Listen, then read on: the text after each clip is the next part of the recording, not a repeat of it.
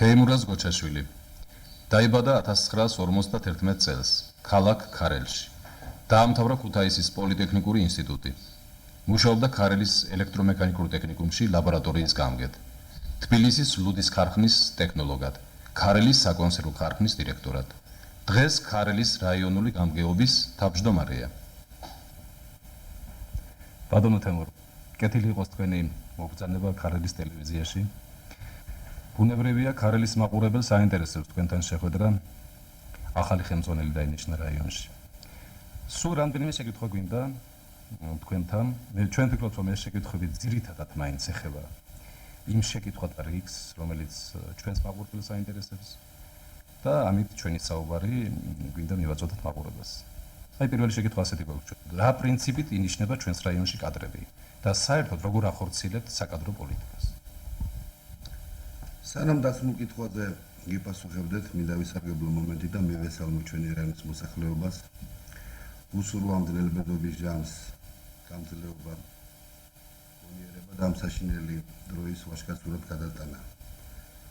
და მინდა ჩაუნერგო მომავლის დიდი წვრთნე და იმედები. რაც შეეხება თქვენს კითხვას, მინდა მოგახსენოთ, რომ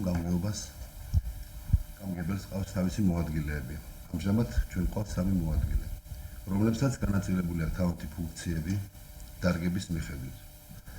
კადრების შერჩევა ხდება შეთანხმებით გამგებლობასთან ერთად. ჩვენი ინტერესია ხელმუშაკება ჩვენი ახალი კადრები, რომლებიც თანამედროვე ცხოვრებას აუბავენ ფერხულს და გამორიცხავენ ძველ სტერეოტიპულ ხელმძღვანელებს.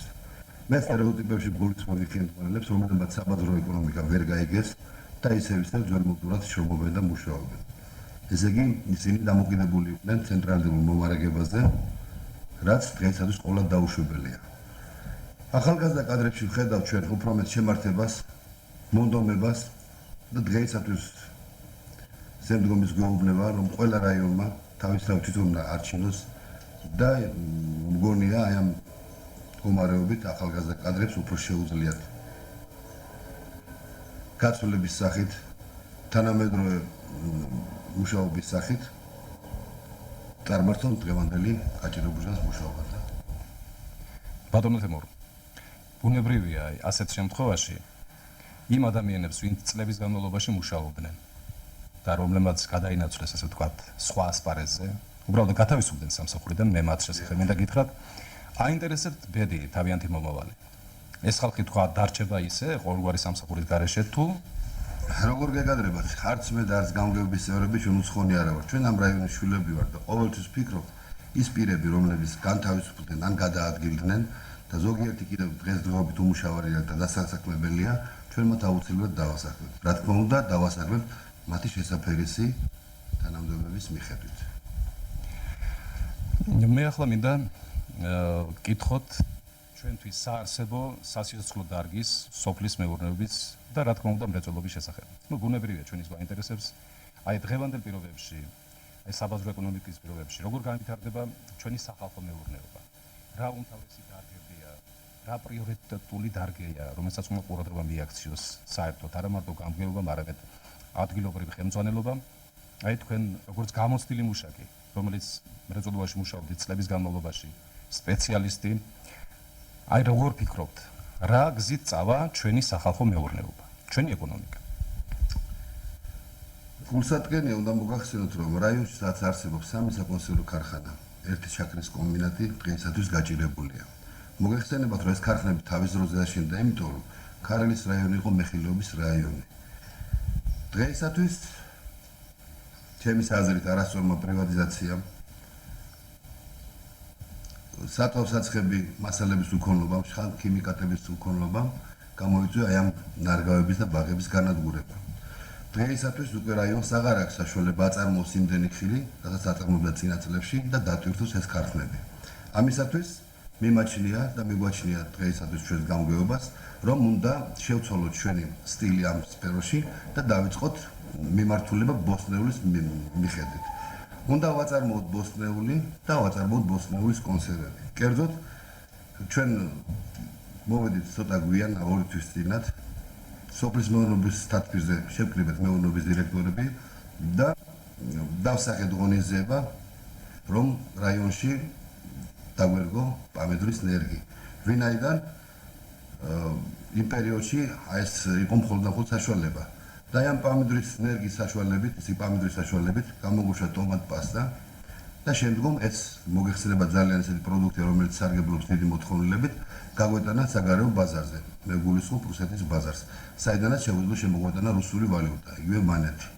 აი ამ რუსული ვალუტის საშუალებით ჩვენ შეგვიძლია შევიძინოთ შხამქიმიკატები მეურნეობებმა, საწვავ-საცხვევი მასალები და შემდგომში განვავითაროთ ჩვენი მეურნეობის დარგები. რა თქმა უნდა, ამასთან ერთად ჩვენ ვიფიქრეთ მოსახლეობაზეც. დღევანდელ დღეს კუპონმა, რა თქმა უნდა, ყველა მიცის რომ დაკარგა თავისი ფასი.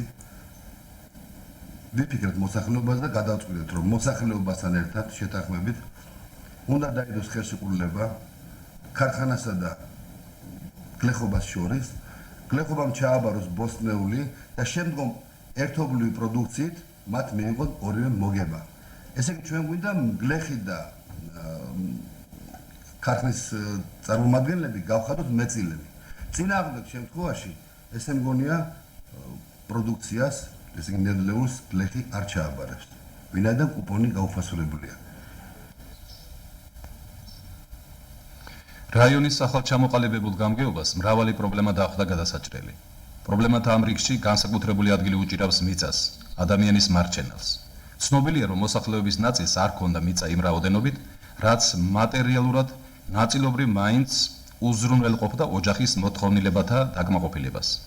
ეს ეხებოდა არა მხოლოდ მიწასთან უშუალო დაკავშირებულ ფენას, მუშას, გლეხს, არამედ ინტელიგენციასაც, რომელთაც უკანასკნელ ხანს შექმნილი ეკონომიკური პირობების გამო განსაკუთრებით გაუჭირდა ცხოვრება. ხელისუფლებამ გაითვალისწინა რა ყოველივე ეს დაიწყო მიწების პრივატიზაცია, სახელმწიფო საკუთრებაში არსებული მიწების კერძო მფლობელობაში გადაცემა. რაიონის მოსახლეობის უმრავლესობამ მიიღო მიწა. დამუშავდა ის ნაკვეთებიც, რომელიც თითქმის უკვე გაყამირებული იყო. ერთ სიტყვით მიწას გაუშვდა პატრონი. თუმცა ამ საქმეში გაჩნდა პრობლემები, კერძოდ მფლობელებს არ აქვთ ტექნიკა, საწვავი და სხვა.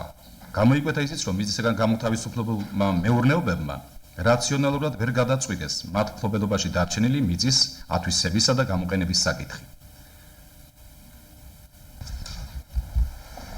მიუხედავად პრივატიზაციის შემდეგ გარკვეულმა ნაწილმა მიიღო ფართობები და ამუშავეს კიდევაც გესიამოვნება სხვათა შორის რომ ნახავთ მინდორში ხალხი მუშაობს, მაგრამ ბევრი ფართობები და ამუშავებელი დარჩა. აი ზოგს შეიძლება არც კი აქვს იმის საშუალება რომ იმუშაოს. აი როგორ ფიქრობთ თქვენ? აი ამ მიწების გამოყენება როგორ მოხდება მომავალში? ბატონო ვასო, წელს დასამუშავებელი დარჩა 1700 ჰექტარი მიწა. ეს რა თქმა უნდა პატარა ფართი არ არის. ჩვენ ვაპირებთ აღნიშნული ფართობები თუ შემოწმებული ხნა ვერ ჩაატარეს მეურნეობა, გადავცეთ წარმოება დაწესებულებებს მოთხოვნილებისამებრ. შემოდის განცხადებები და გვაქვს ესეთი აზრი, დაურიგოთ მუშა-მოსამსახურეებს ფართობები, ეს იქნება 50 ჰექტარი, 100 ჰექტარი, რასაც შეძლებთ ერთი სიტყვით, დავეხმაროთ ტექნიკით, რომელიც ნამდვილად მეურნეობებს აქვს დაუდგათ და შეუწყოთ ხელი მის დამუშავებაში. რა თქმა უნდა, პირველად გადავცეთ 1 ან 2 წლით და შემდგომ კიდევ თუ საშუალება ექნება, გააგრძელებენ მუშაობას. ეს მოგცემს შედეგს იმისას, რომ საშუალო საჰექტარო მოსავლიანობა წელვანდელ წელს სადღაც მოსალოდნელი არის 12 ცენტნერი.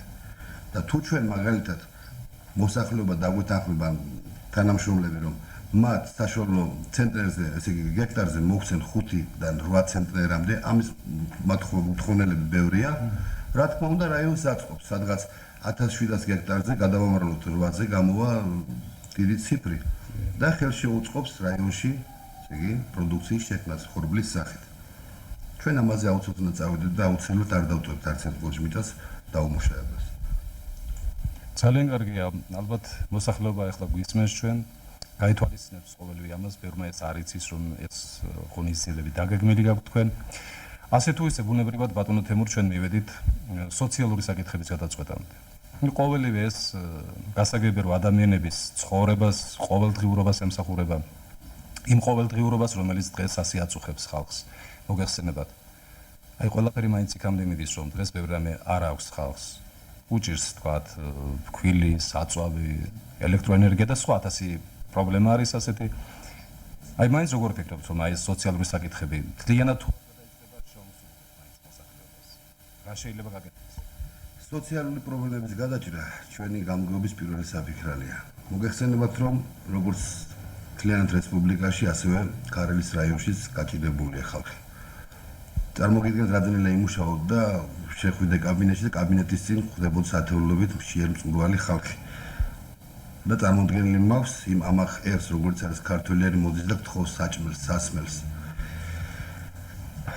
ამ პრობლემას ჩვენ გადავწყვეტ იმით, რომ ჯერჯერობით შემიძლია ხალხს უთხრა თუ რამე არსებობს განაწილება ან ქველმოქმედების დახმარება, მერწმუნოს ხალხი, რომ არავის არაფერი დააკლდება. ყველაფერი მივა ადრესატზე.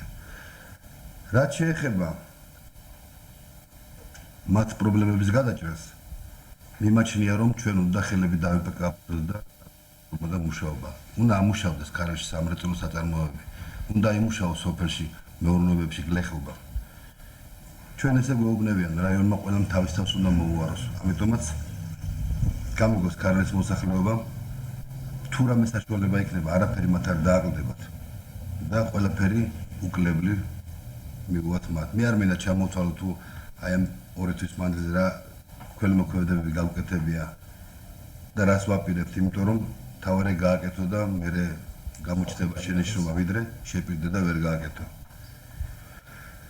ერთი სიტყვით მინდა ვთხოვო ჩვენს მოსახლეობას გაგებით მოეკიდოს აღნიშნულ მდგომარეობას.